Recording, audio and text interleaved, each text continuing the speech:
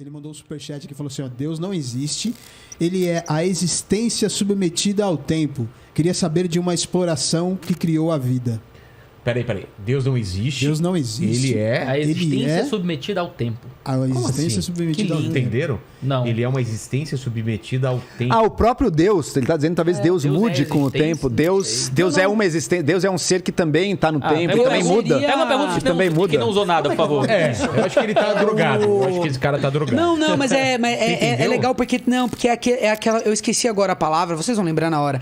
Que é aquelas pessoas que olham Deus como a natureza, como a beleza dele. Não, talvez o Deus criado pelo homem. A revista The Economist esses dias estava documentando como aparentemente Deus está ficando um pouco mais progressista e está aos poucos aceitando, por exemplo, a união de homossexuais. Então, Deus segundo as igrejas, né? Exato. A religião sempre foi fruto do seu tempo, né? Infelizmente. A gente tem, por mais que vou falar do cristianismo, que é que eu tenho mais propriedade para falar.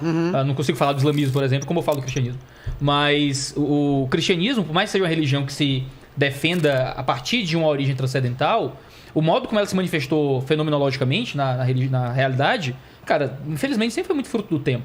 Quando você fala de cruzadas, você fala da relação entre religião e política, a visão que a igreja tinha de mulheres no período do século II, IV, a visão que a igreja tinha, às vezes, dos negros ali, quando no começo do tráfico negreiro, que por mais que o cristianismo tenha sido um dos grandes pivôs para acabar com o tráfico negreiro, ajudou a justificar em muitos momentos. Então, e hoje em dia você vai ter, como o movimento social caminha mais para visões mais progressistas, você vai ter muitas igrejas que vão caminhar no mesmo sentido, de usar Deus para justificar o cenário cultural que você está... Mas essas sanções encontraram eco também nas escrituras, né? Assim, não é como se fosse simplesmente um reflexo daquela sociedade. As escrituras são fruto do seu tempo também. Daquele tempo. Mas olha a influência do pensamento grego a partir de um certo momento nos escritos judaicos. Olha como... Assim, porque a gente entende uma autoria divina e uma autoria humana para o Novo Testamento e para o Antigo Testamento, né? Então, assim, quando você pega um texto do Novo Testamento, o autor humano tem a sua linguagem específica, o modo como Paulo usa as palavras é diferente do modo como Pedro usa as palavras. Então, existem traços do autor humano. Não foi um ditado divino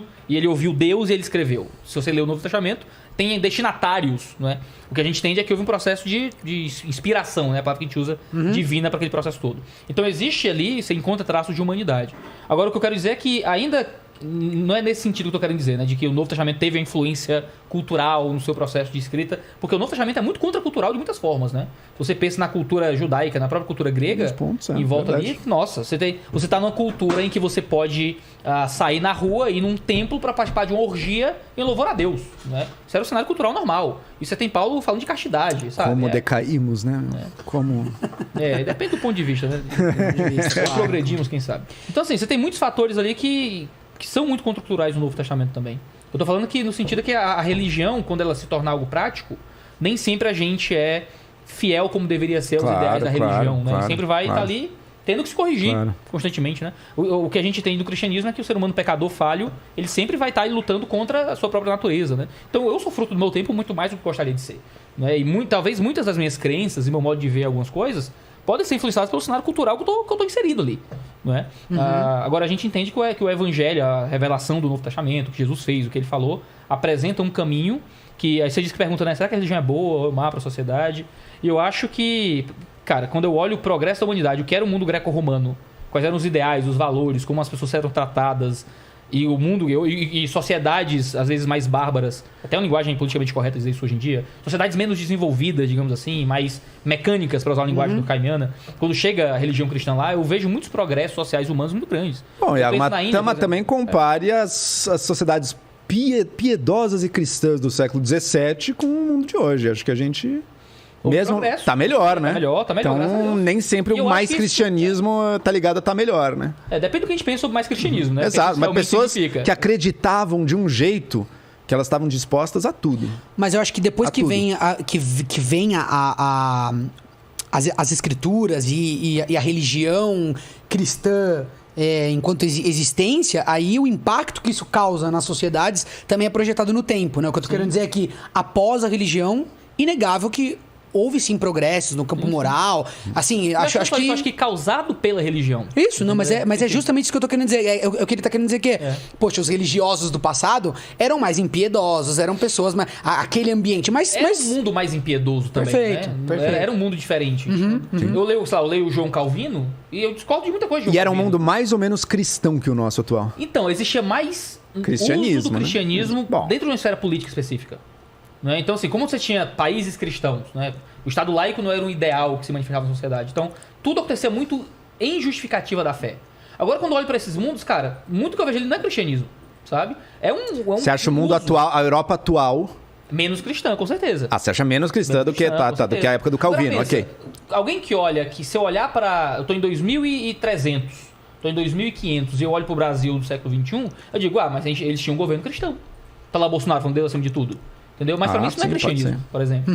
Então quando eu olho pras cruzadas, eu vejo o Papa lá, Leão, sei lá qual o número, Deus o quer, né? Deus vult, vamos lá. E, cara, não necessariamente é a manifestação correta do cristianismo. Pra mim isso não era cristianismo, cara. Usava o nome de Deus, obviamente usava o cristianismo, mas foi um afastamento muito grande do que era o cristianismo.